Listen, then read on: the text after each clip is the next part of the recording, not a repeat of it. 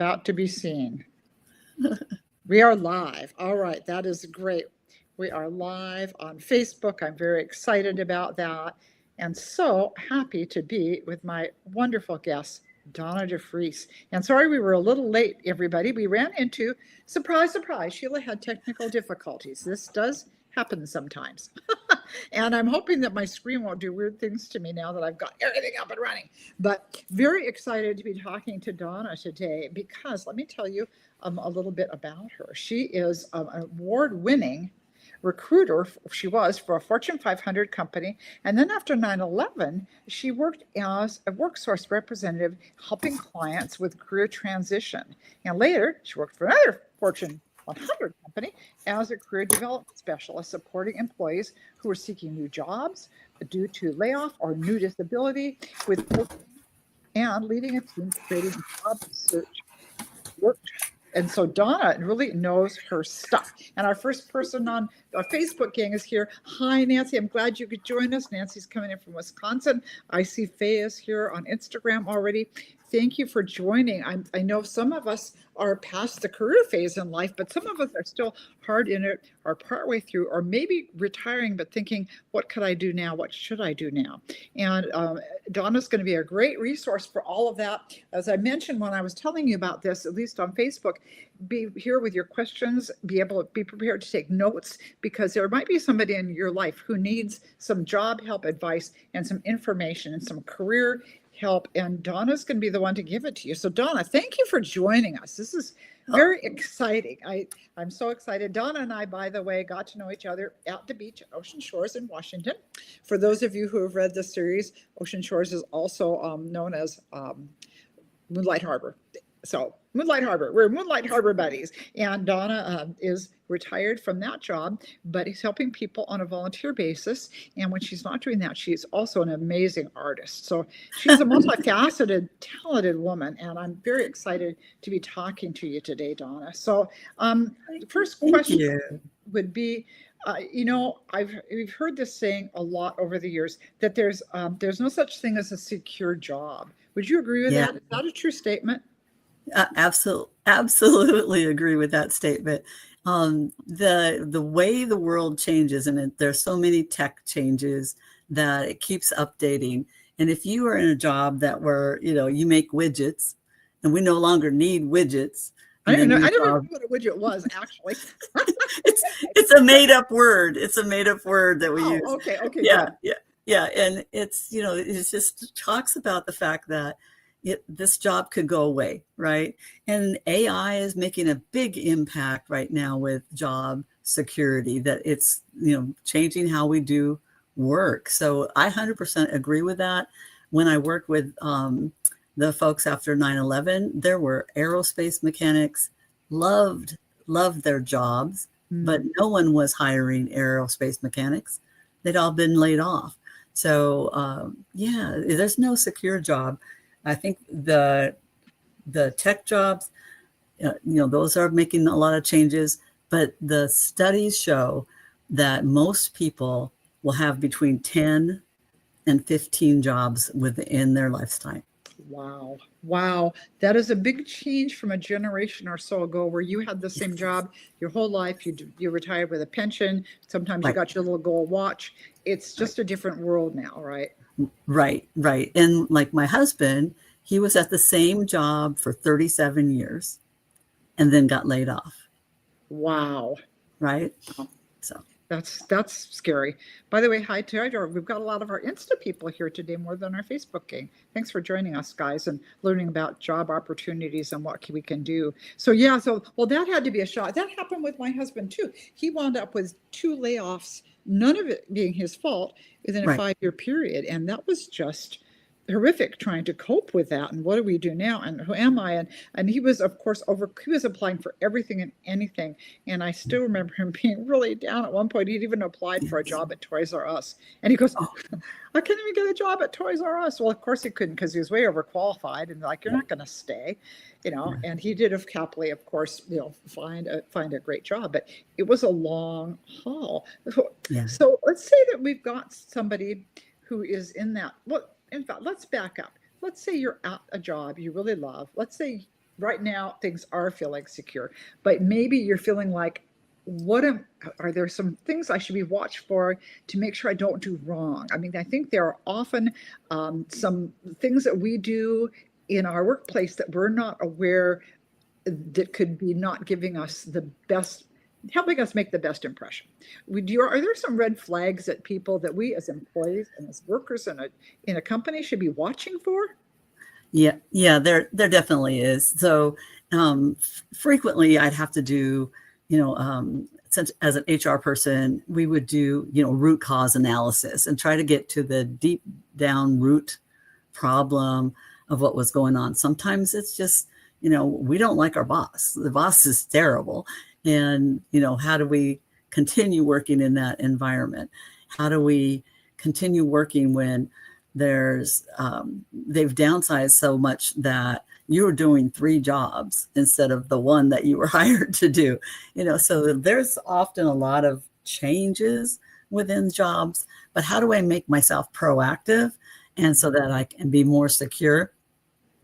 And I think about continual learning, make sure that we're up on the job market and what's going on. So, if you're like an engineer and CATIA V4, but everybody's hiring V5, then it's time to think about, getting that further education. That continual learning. And the other piece is really understanding what are the expectations in the workforce, because one of the things that I saw frequently is that an employee who thinks they're doing a really good job didn't have a manager who thought they were doing a really good job. So that disconnect and that lack of communication, that's on us. If we're having a boss that's not communicating well with us, how do I get proactive and make sure that I get those expectations so that I can be successful? That's good advice. By the way, thanks. We're sort of trickling in here. Hi, we've got Oregon here. We've got Seabeck, Washington. We got Idaho. Thanks, you guys, for joining us. And as I talk with our work and career expert, Donna, who's just already giving us a lot of really good advice. So let's say, and Sue has joined us now. Hi, Michigan. So you're thinking, okay, I just know what's going on. Is it worth it to schedule a meeting with your boss, your supervisor, and say, I just feel like I'm not communicating clearly, or I'm not getting the message right? Is there something I'm not hearing that you would like me to do? Is there something that you're expecting from me that I'm not meeting? Is that a good approach to take when you feel like things aren't going well? Oh yeah, most definitely. To sit down with them, start defining your own success, understanding that expectation, but then what do I do next, right? I want to seek that feedback very proactively instead of sitting back and waiting. Because if you sit back and wait, sometimes you have bosses, you won't hear about your performance until the annual performance review, right? And then it can come as a not pleasant surprise, right? Maybe. Exactly. And we're always telling the managers, no surprises, but they don't always follow through. So up to you to do that follow through, get proactive. But the other thing that you can do in that situation is build your network, right? So understand that maybe the boss isn't getting you everything that you need. Maybe we need to reach out sideways, right? And get some other help needed, build that network, focus on your impact, because a lot of times we get in the weeds, right? We're doing those detail work. We're not getting any exposure to the executives and to the upper management who are making decisions about our career. Get some focus on the impact of what your career, they're wanting you to do this project, or there's a project that needs to be done and nobody's stepped up to do it. Then this is you, right? This is how you can make a difference. So be willing to go the extra mile sometimes, basically. Yes. It can get frustrating. You feel like you're not going anywhere, and why am I bothering? And you can almost get in that attitude, well, why go the extra mile? Because I'm just going to get blisters on my feet.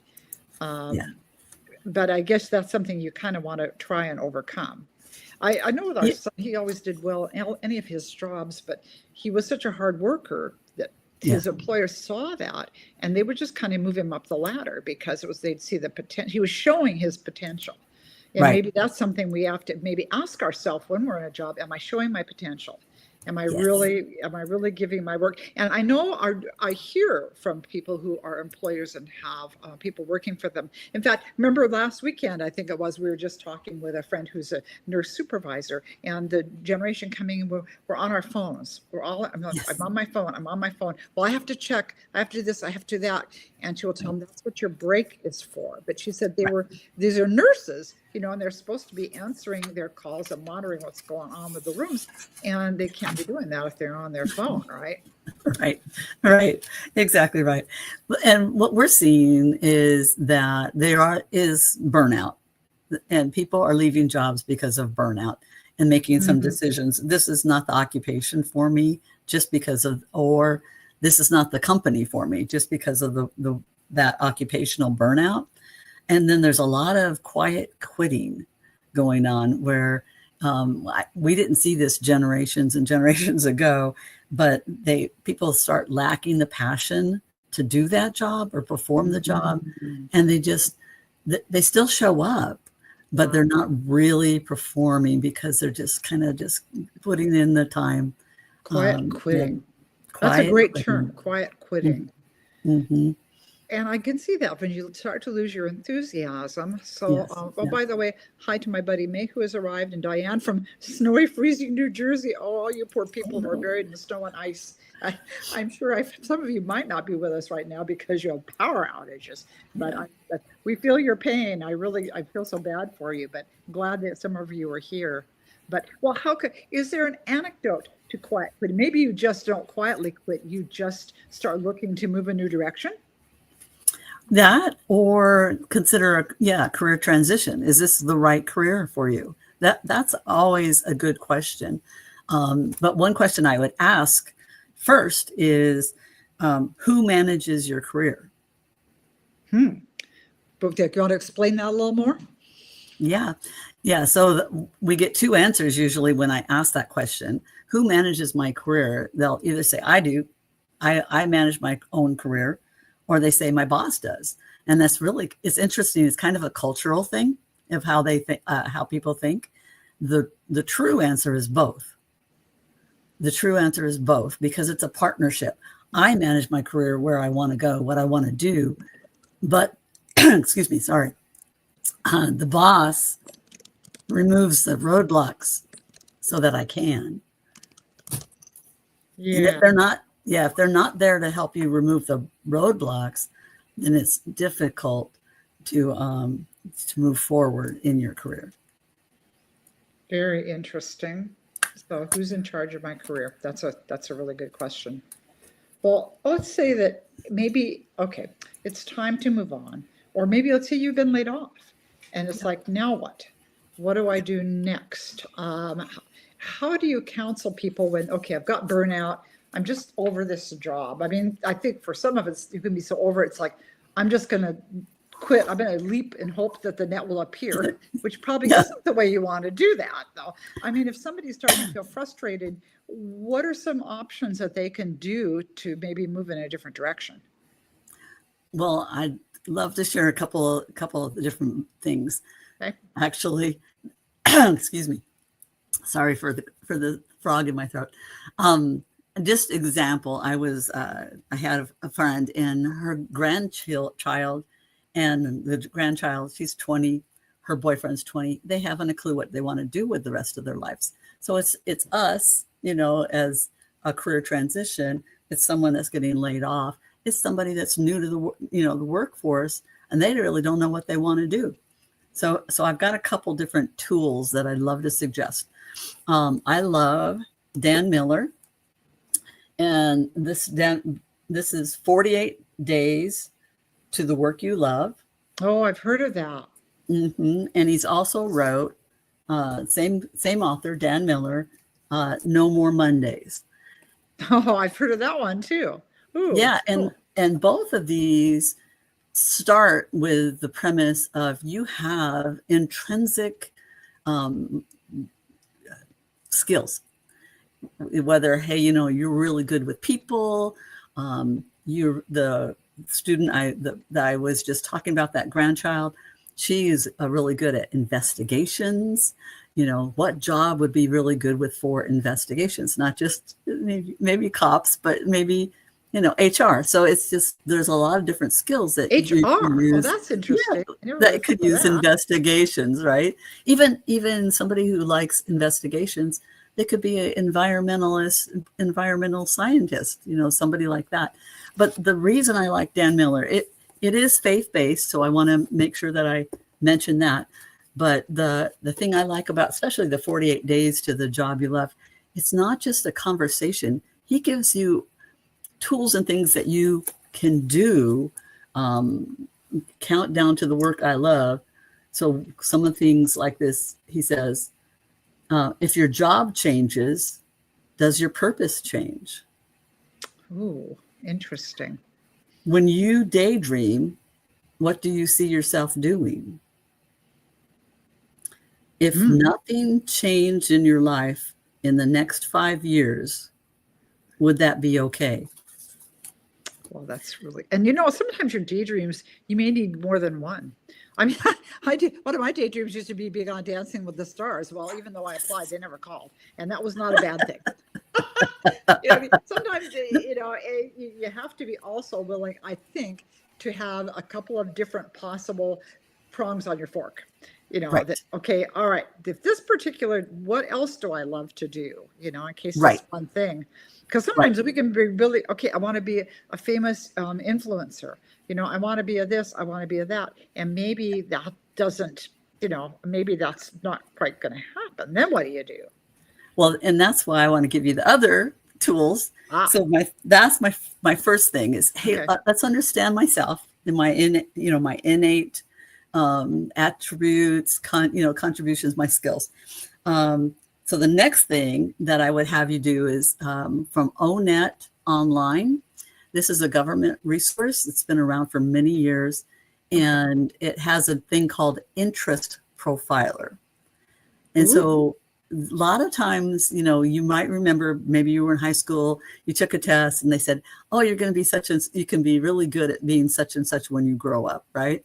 So for me, I went in and I took the Interest Profiler, and it came back and it said I'd be a good psychologist, a good lawyer, or a good HR professional. And guess what? I already was an HR professional, and I didn't need to go back to school for 8 more years for either one of those other skills. But that's a good tool for you to start thinking about what's right, and again, what's intrinsic within you, and how do we move forward with that. It's very practical, but there's a couple other practical things that you can use as tools. And the other thing with ONET is it has all the jobs. It's got like over 900 types of jobs. Wow. You can go into that job description. You can see physical requirements, because a lot of times people are in career transition because maybe there's a change in their medical needs and their physical needs, what they can do in their job. So that's an excellent tool for that. But also it links to the education that's required and the colleges that give you that education. So ONET is really a very good tool. But the next layer is, what is a high demand job? Because when I got out of, I went to college right out of high school, and I worked in the library as a library aide. Loved it. I said, you know what? I want to be a librarian when I grow up, because I love to read. And I think probably your audience does too. And there were no jobs. It was completely saturated. So, I could go to college for 4 years to become a librarian and not have a job when I got out. So it's very important to research the forecast of what a high demand job is. So high demand jobs, you can research it, you can see it in United States. And I can imagine we have some folks that might be international that watch this, but this is the, you can go into Washington State, you can go to any state that gets unemployment help from the federal government, and they have to give you their forecast. So that's on their websites. You can go to Washington State, high demand, and I can tell you medical is high demand, right? So Oh, I can yeah. go, mhm, Right now, and I anything can, medical, because there's mhm, such a shortage and going to be. We have a couple of questions that came here. One sure. that came from Teresa. What is a website for the internet profile? O as in zero net? Or It's O asterisk net online, and I'm not able to connect on the no, and I comments, don't know if I'll Sheila. I'm type it. sorry. You Yeah, know what, guys, I will post that later. I'll have, when we're done, I'll have Donna yeah, send that to me, and I will post what that actually is, because sometimes it's hard to say it, yes, get it verbally. So I will post that on the Facebook under the yeah, comment, or somewhere on the Facebook like page. So good question. Nancy yeah, says she has a friend who investigates medical fraud. Now that sounds right. like a good kind of investigating to do. Wow. Yeah, yeah. There's all types of ways you can use an investigation Very cool. And skills. by So the I way, hi to love it. Carolyn and Pam who have joined us now. And yeah, Pam said, I wish I'd become a librarian. I think it's more work to become a librarian than people realize. But You know, the whole thing about, yeah, saturation. So there are things you've got to consider. Okay, what am I wired to do? What would I be good at? right, And then again, what is the availability? What kind of right, jobs are there? And then is that market saturated, or is there a spot right, for me? Would that be right. a good way to Yeah, make that good list? yeah. Okay. For like, just for an example, so I was working with one of our employees, and she was having a really, really tough time with her job. She hated it. She absolutely hated it, and had been with the company for several years. It wasn't just that she hated the boss; she hated the job. And I finally asked her. I said, "What do you want to be? What do you want to do?" She says, "Well, I want to be a veterinarian." Well, she worked at an aerospace company. We didn't use a lot of veterinarians there. So, but she wasn't making any effort to pursue it. And she stayed in the job that she hated without making that effort to get further education. So that was sad. That's hard. And that's a lot of, and that's maybe another thing you have to look at. Okay, what is my age? How many years am I going to spend qualifying? Because veterinarians, I mean, it's like doctors for them. They have, Right, it's just as costly and just as right, many years to right, do that. So, will I be 842 by the time I can qualify? right, And what is this going to do to my budget? A lot of people, they get hired off. Well, I just need to go and get a degree and blah, blah, blah. And maybe you don't need to get a degree. Maybe you just need to get a qualifying, take a smaller class, because one of the biggest death problems that we're having right now in the country is with financial debt, with college loans. People are up yeah, to their eyeballs and just yes, astronomical amounts of debt from college loans. And so that might be another thing to do. Can I right, afford it? Can I afford to do this? How can I right. do this in a way I can afford? Would you say? Yes, yeah, exactly. And so like these young people that I was working with, I said, let's research the employers that are hiring right now that offer a tuition reimbursement. Oh yeah. So they could get a part-time job and pay some bills, but also they have the tuition reimbursement, which is one of the strategies that I used to get my degree. Was I actually had a job and I took less money to come work for an employer that had a tuition reimbursement plan, so they paid for all my college. So that got your feet in the door too, Yeah, and paying for your, sometimes you think, well, I'm not making very much, but if they're paying for your college education, you have to count that in a way as salary, because that's a huge amount of money that they're right. kicking in, that they're investing in you, right? Yes, yeah, it's a great way, and there's a lot of people that are re-entering the job market. Let's say I've been, a stay-at-home mom for a while, and haven't had a job, and I'm trying to re-enter that job market. So all those classes, networking, updating your skills are really essential to get right back into the job that you really want to be doing, and using that research to make sure that maybe the job you had before, you stopped working, isn't a viable job anymore. So do that research that we talked about to make sure that you've got that viable job. Yeah, that's gonna Mhm. really do it. Gosh, Pam, uh, posts that her daughter has finished vet school last year. She says she'll be in debt forever. Yeah, because again, you're right. It's not cheap. And so maybe advice for the youngins who are starting, find a way that you're going to be able to cash flow some of this education. You might have to go to school and work at the same time, which I did back when the pterodactyls flew and I was going to college. Let's see. Nancy says where I work, they had a program where they would do the tuition reimbursement if the person went for a program that the business has a job for. Well, that's interesting. Right. Yeah, And that's how the aerospace company was. They would not help that lady become a veterinarian. It wasn't something that they would do. Yeah, we really can't. It will not be helpful to you, even though many of us have animals. Now, Teresa, this is a good point from Teresa. She said Starbucks offers a great tuition benefit. Our daughter got 2 years of schooling paid for by the nursing home she worked at. So those are a couple of things too. So again, and I've heard so many of these companies, now hiring and will train you and maybe if there's something that you want to go into that's in the service industry, usually you can find some kind of a schoolwork pay type thing, right? If you're a young person starting out. So that's something to take advantage of. I think the most important thing is, I would not, advise go to school.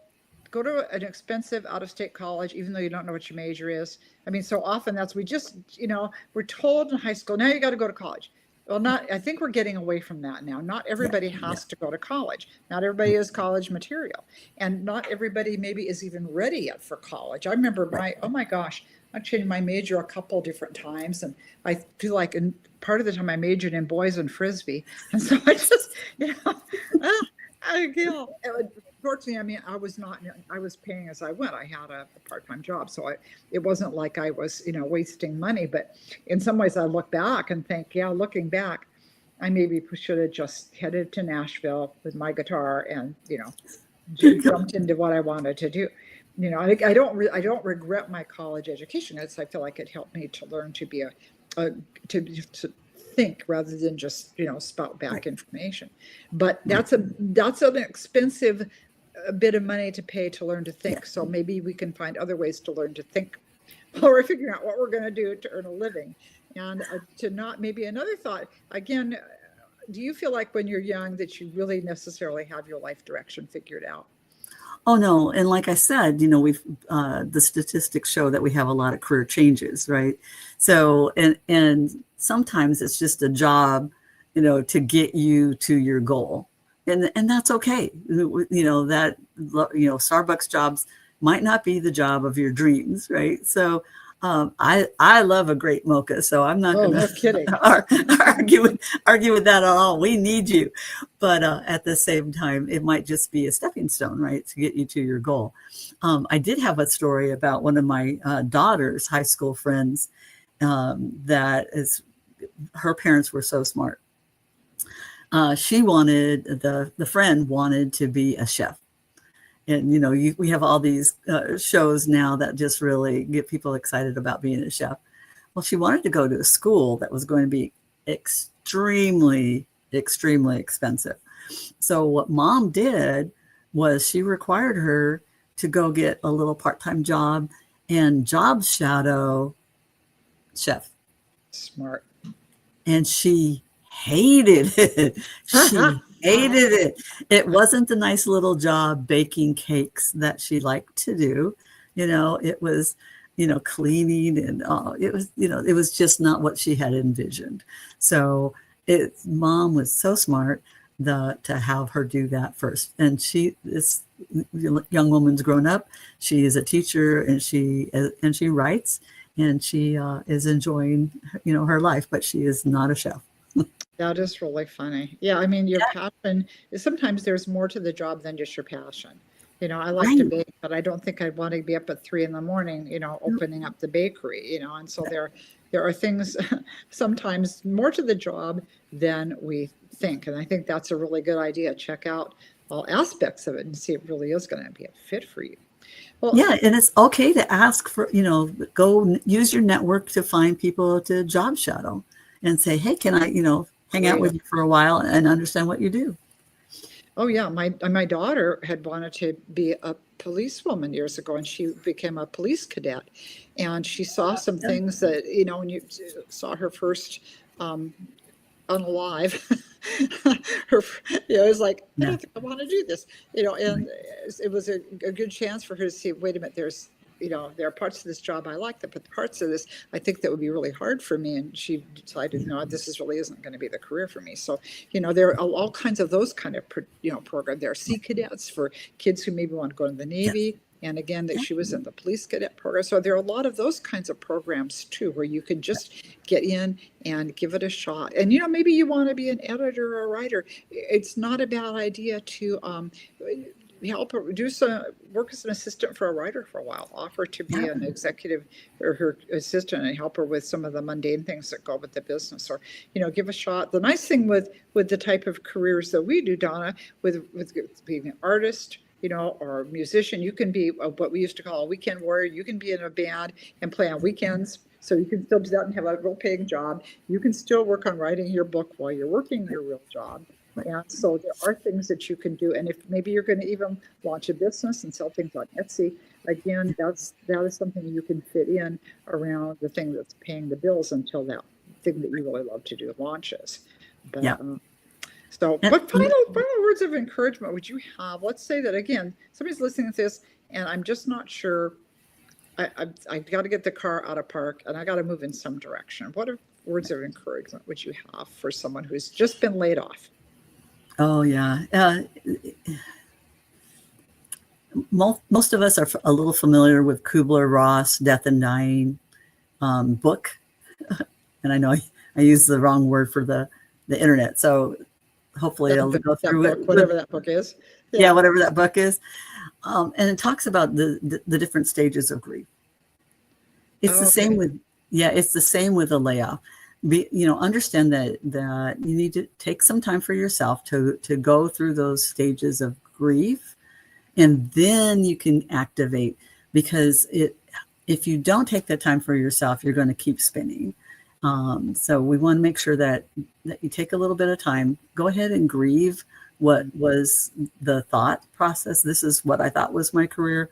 And then you can get very active. The hard part is you've got to have family support. If you live with somebody and they're not supportive, then, have that conversation so that they can get on the same page with you.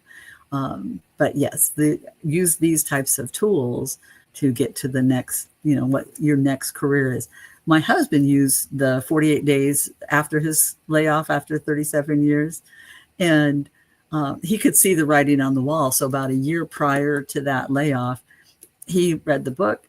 He became a professional photographer, which was based on a passion he had from high school. So he was able to achieve that. That's amazing. How cool is that? So I love that. Do allow yourself, if things have slid south, with the career, the job, allow yourself to feel bad about that. And maybe don't, and I guess the other thing too, maybe you have to do a little bit of self-examination and say, did I contribute to this? Because sometimes we do. And we need to own that, but then you don't beat yourself up over it. You say, okay, here's what I feel like I did wrong. Here's what's something I want to make sure I correct going forward. But then if it just happened, if layoffs happen, we know that companies downsize, then you don't blame yourself for that. You say, this happened. And, I know it. I was listening to a podcast and the guy was interviewing Tim Tebow, the football player that he was just Mr. Super Duper in college. And then he got in the pros and things did not go according to plan. He got cut from the team, and it was a big, traumatic thing. But he talked about not seeing this as a setback, but a setup for something new, that God was moving him in a new direction. And I love that. I think that's really a good thing to remember, guys, if we're going through a hard time at the job, or the job has just disappeared, and now you're like, oh my gosh, what now? It may not be a setback. It may be a setup turning you in a new direction. And I've been around since dust as a writer, and a lot of I've crashed my career a couple of times. And I look at those times, and at the time it's like, this is the end of the world. And it didn't turn out to be the end of the world. It just brought me into a different world. And so I think that's another good thing that we can keep in mind when things aren't going the way you want them to go. And whether that's in the job market or relationships or anything, it's not necessarily a setback. It could be a setup, guys. So maybe let's keep that in mind as we go into our week. And I've kept Donna long enough. We try to keep it short enough because you guys all have things to do also. But I appreciate you all joining us. For those of us who came in late, this will be up on here on the Facebook page for a while. It'll be on my YouTube channel indefinitely. And once I get that organized and make sure that that's properly edited. And so if you missed anything, Donna's Pearls of Wisdom will still be there for you. And Donna, I just appreciate you so much taking the time to share your knowledge with us. And I hope this has been helpful to you all. Thank you. Thank you for the opportunity. I enjoy helping people move forward. So this just makes my soul happy. We're moving forward. You guys. Yeah. And gosh, if it's not just you and your career, maybe you're very happy with your career, but you've got a grandchild that's struggling. These are some tools that you can give them instead of saying, hey, what are you going to do with the rest of your life? You can say, hey, let's talk about some tools. Yeah, there you go. Yeah. So this is, even though those of us who aren't messing with the work thing anymore, you might know somebody, turn them on to this interview, let them hear Donna's words of advice. And we know that we're all going to do well. No setbacks. We're just getting set up for the next great adventure. So thank you, Donna. Thank you.